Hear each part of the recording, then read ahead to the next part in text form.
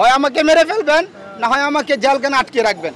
আমি আমি এখন কি করে খাবো বলেন তো শুনি? আমি তো এখন যে অন্যান্য রাজমিস্ত্রি যারা আছে, কাঠমিস্ত্রি যারা, তাদের মতো কাজও করে খেতে পারবো না। তাছাড়া আমাকে কেউ কাজও নিবে না, বলবে এত এত লেখাপড়া তুমি করে তুমি আমাদের সাথে কাজে আসবা। আপনারা দেখেন, আমি মানবতার মাকে আমি বলতে চাই, আপনি যদি প্রকৃতপক্ষে মানবতার মা হয়ে থাকেন, আপনি সত্যি মাদার অফ হিউম্যানিটি হয়ে থাকেন, রোহিঙ্গারা আমাদের দেশের নাগরিক না, তাদের জন্য যদি এত মানবতা থাকে, তা আমি তো আপনার সন্তান, আপনি আমার অভিভাবক, আমি আপনার দেশের নাগরিক, আপনি আমার প্রাইম মিনিস্টার, তার মানে আমি আপনার সন্তান, আপনি আমার অভিভাবক। আপনার সন্তান না খেয়ে মরবে, আপনি আরেকজনের সন্তানকে আপনি মানবতা দেখাবেন, এটা তো মানবতা হতে পারে না। আমি জানি আপনি প্রকৃত মানবতাবাদী।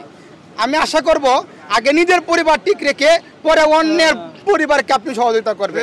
আপনার যে পরিবার রয়েছে, আপনার যে এনএসআ সংস্থা রয়েছে, আমি বারবার বলি, এখন আপনি আমার তথ্য নিয়ে দেখতে পারেন, আমি জন্ম থেকে আওয়ামী লীগ সাপোর্ট করে যাই, আমি যখন থেকে বুঝি আওয়ামী লীগ সাপোর্ট করি। এখন এই যে মানবতার মা আপনাকে সাপোর্ট করে আপনার জন্য জান প্রাণ দিতে আমি প্রস্তুত থাকার পরেও, আপনার সন্তান হওয়ার পরেও আমি দুঃখে দুঃখে মরবো, আর আপনি মানবতা দেখাবেন রোহিঙ্গাদেরকে, এ হতে পারে না। আপনি উন্নয়ন করছেন চতুর্দিকে, আরে মা, আমি ব্যক্তি যদি উন্নত না হতে পারি, আমি এই হাইওয়ে রুট দিয়ে আমি কি করব, এলিভেটেড এক্সপ্রেস ওয়ে দিয়ে আমি কি করব?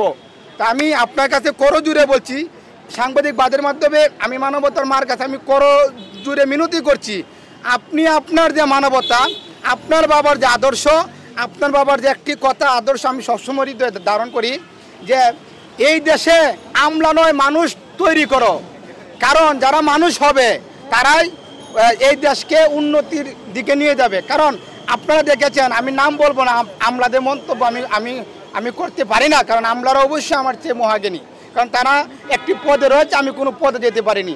আমার কথা হচ্ছে, মানুষ সহ মরে বাঁচো, এই যুক্তি ছিল বঙ্গবন্ধু শেখ মুজিবুর রহমানের। যদি তাই না থাকতো, তিনি বলতো না, তোমরা যদি কোনো যৌক্তিক দাবি নিয়ে আসো, আর সেটা যদি সংখ্যায় একজনও হয়, আমরা মেনে নিব।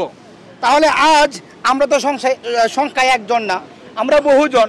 আপনারা দেখেছেন বিভিন্ন মিডিয়াতে গতকাল পরশুদিন থেকে আমাদের মাননীয় মন্ত্রী, শিক্ষামন্ত্রী নৌফেল স্যার যখন ডিও দিয়েছিল, তারপর থেকে বিভিন্ন মিডিয়াতে পুল হয়েছে, সেখানে প্রায় 90% উপরে 25-এর বুট পড়েছে। একটি গণতান্ত্রিক রাষ্ট্রে, যে গণতান্ত্রিক রাষ্ট্রে গণতন্ত্রের যে প্রধান যিনি ছিল সক্রেটিস, এরিস্টটল, তাদের কথা কি ছিল? তাদের কথা ছিল, এই গণতন্ত্র হচ্ছে জনগণের শাসন, জনগণের কল্যাণ হবে যেখানে, গণতন্ত্র থাকবে সেখানে। এখন জনগণ যেদিকে বেশি সাপোর্ট করবে, সেই দেশ সেদিকে সেই নীতিতে চলবে। আর এখন কি বাংলাদেশে সেই নীতি রয়েছে? যদি থাকে, তাহলে বারবার শুধু এই 2-3 দিনে পুল হয়নি, অতীতেও পুল হয়েছে, আপনাদের কাছে তথ্য রয়েছে। অতীতেও আপনারা দেখেছেন 90%, 95%, 35-এর পক্ষে ভোট পড়ার পরেও কেন আমাদের দাবিটা মেনে নেওয়া হবে না? যদি 51% ভোট যদি কোনো দলের পক্ষে পড়ে, সে যদি এই দেশের দায় বানিতে পারে, দেশকে পরিচালনা করার জন্য, শাসন করার জন্য সরকার গঠন করতে পারে 51% ভোট পেয়ে, সেখানে আমরা 95% ভোট পাওয়ার পরেও কেন আমাদের দাবিটা মেনে নেওয়া হবে না? আমাদের এই 30 নামক শেকল থেকে কেন মুক্তি দেওয়া হবে না?